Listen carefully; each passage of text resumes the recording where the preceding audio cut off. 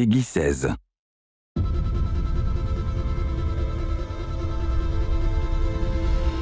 Beyond Light kicks off the next trilogy of stories that we're trying to tell with Destiny. Players are going to go on a journey to discover the true nature of light and dark. It's the beginning of players learning more about the darkness, and in fact going so far as to wield it.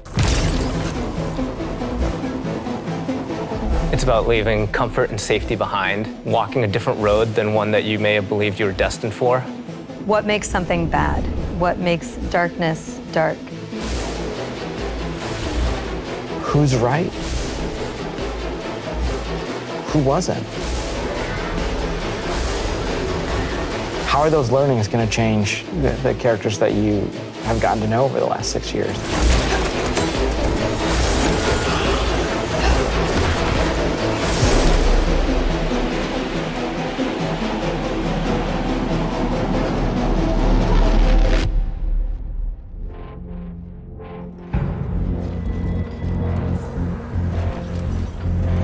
Beyond Light's really the beginning of a new adventure. Guardians, for the longest time, have been bathed in the light, sort of this altruistic force fighting back evil. And now we're starting to move into that gray area between the light and dark. If the darkness reaches out, we must reach back. I will not sanction this. In Season of Arrivals, the Vanguard is divided. You have some characters telling you, we should fight these ships, and we have other characters who are saying, no, we should find out what they want. We should get to know them and understand more. But it definitely comes to a head.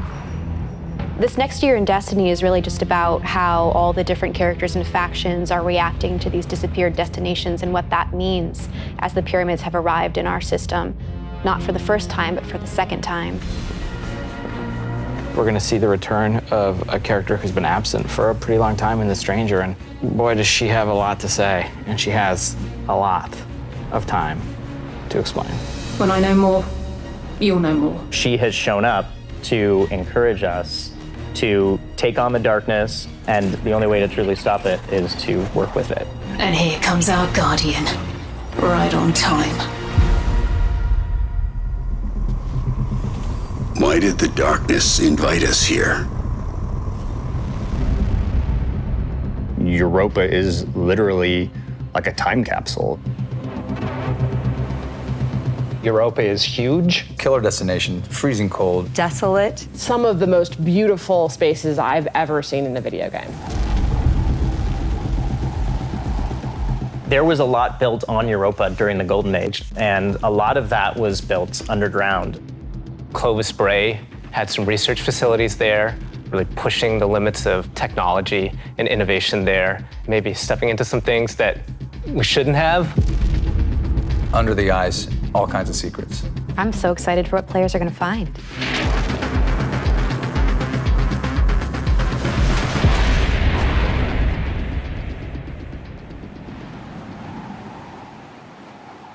The storm on Europa was actually something we've wanted to do for a long time. We wanted it to feel harsh.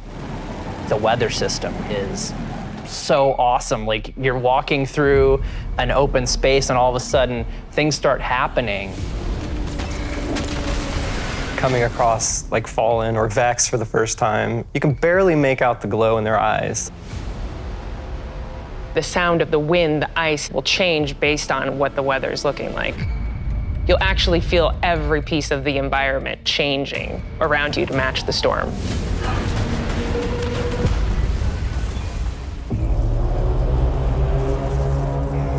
Europa itself is a pretty foreboding place. Aramis is there in advance of us, and she set up a forward base. She has lieutenants who have gotten their hands on stasis, gotten their hands on the darkness, and they're learning to wield it. One by one, we will rise again. And so I think her motivations are really interesting too. Today, we begin breaking free from our chains. Aramis really challenges a lot of the ways that we think about light and darkness. She's going to make you think about your relationship with the Traveler. She's a compelling leader, and she has a vision. And especially after the collapse of their society, people, I think, the Fallen wanted someone to follow. Is the light gonna be enough? I think we've seen that we need some new tools to fight our enemies with. Maybe it's time to fight fire with fire, or ice with ice.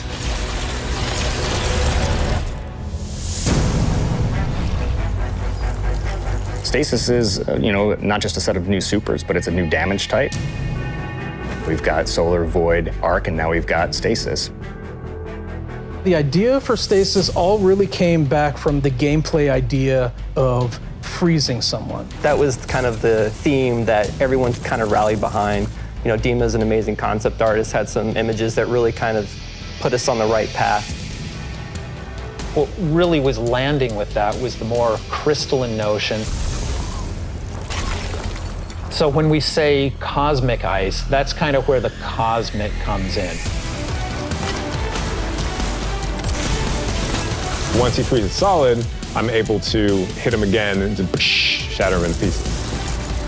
The pieces break apart and explode into sharp shards that can damage you. So all of that kind of came together when we landed on that theme.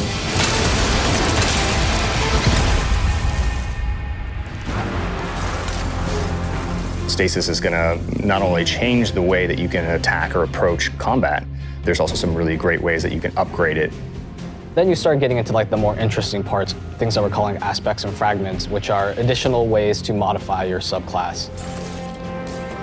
Aspects are a little bit more potent, and then the fragments are the things that are class agnostic, but depending on what your class is and depending on what your aspects are and how you want to play, you're probably going to be starting to select different ones in there.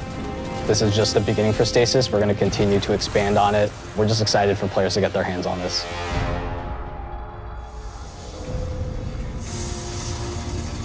When we're creating a new palette like Stasis, we do what we call a source jam. Everyone on the team blocks out about a week where we can say, okay, you're gonna go out into the world, microphone, recorder, record anything that reminds you of cosmic ice.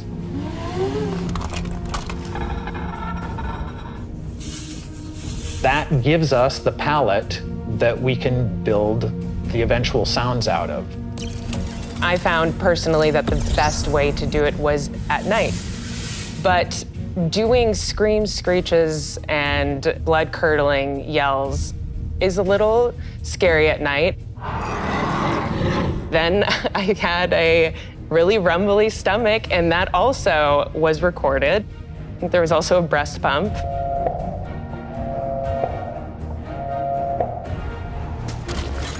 You have to make use of what you got.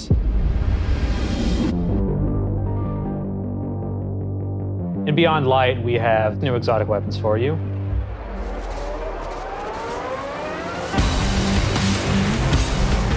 No Time to Explain is coming back.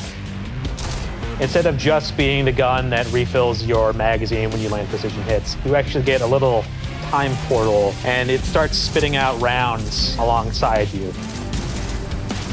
You can actually have that on top of the Arc Soul, so you can be your own little mini firing squad if you build for it. Another one we have is the Laments. It uses up your sword's energy to give yourself a new combo that ends up in a big spinning slash. Probably the largest selling point for a lot of people is that it slices right through barrier champions. I think the largest draw for most people is actually going to be the fact that it is a chainsaw sword. Maybe. Yeah. For Beyond Light, we really wanted to create exotic armor pieces that formed a key part of your build around which all the other parts of your build could revolve. For example, the Titan gets the Icefall Mantle, which is a set of exotic arms that looks like it is crafted from Golden Age tech. When you activate it, you sort of slam your arms down, create a burst of stasis energy, and then you cover yourself in an overshield. The Warlock exotic is Necrotic Grip. If you are facing a wave of thralls running at you, you can nail them with your melee attack, and it starts to burst and sort of cascade through the whole group.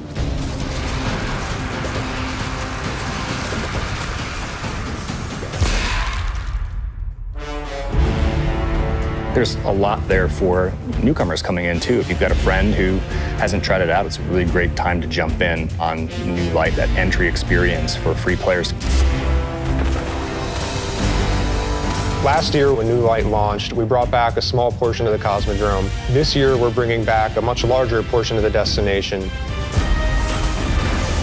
It takes some of the experiences that started with original Destiny 1, but puts them and stitches them together in a different way and adds new things and tells a different story.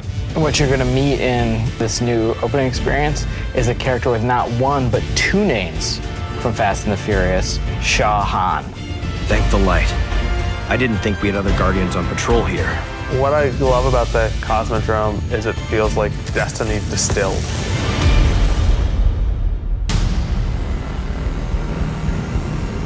Season of the Hunt picks up where Arrival's left off. Other forces are taking advantage of the darkness to make their move forward, including Xivu Arath, a sister of Oryx, and she's taking this opportunity to build up an army. And we're working with Osiris to try to stop her. Osiris goes out, stumbles across these hive growths that are driving combatants crazy. Osiris is in trouble, and of course, you're his only hope.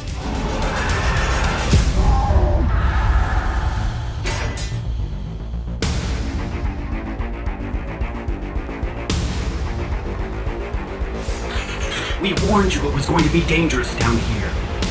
Impossible.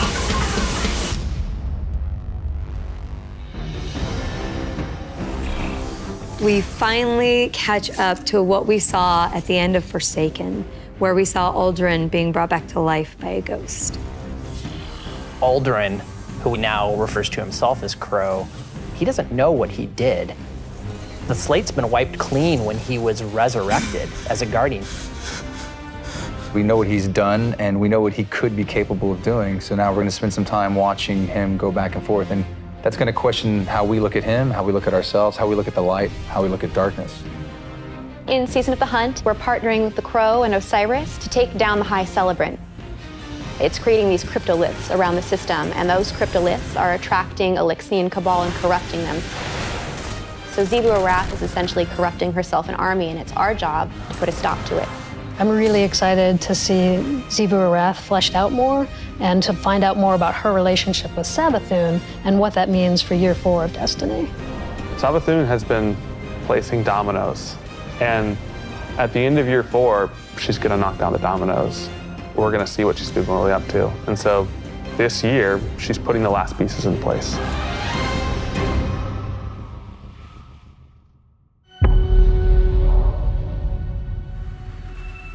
Destiny is just a really incredible world, and there are so many stories for us to tell. We have a lot to look forward to, beyond Light, then the Witch Queen, and then Lightfall, and all the seasonal content between. We feel like we've got a really great way to bring people together. Working through COVID and working through some of the other turmoil in the world right now has been really challenging. I have to admit, I've been pleasantly surprised with how well we've been able to get things done. We're committed to your characters and your community of players. We want to meet you where you are. I think the thing that excites me the most about Destiny's future is how much it's rooted in where we come from. Seeing villains revealed and finding out secrets that we've been hinting at for years. When I look at the team that we're building and continuing to grow and hire, the new leaders that are coming up in Destiny, that gets me super excited. Destiny's best days are ahead of us.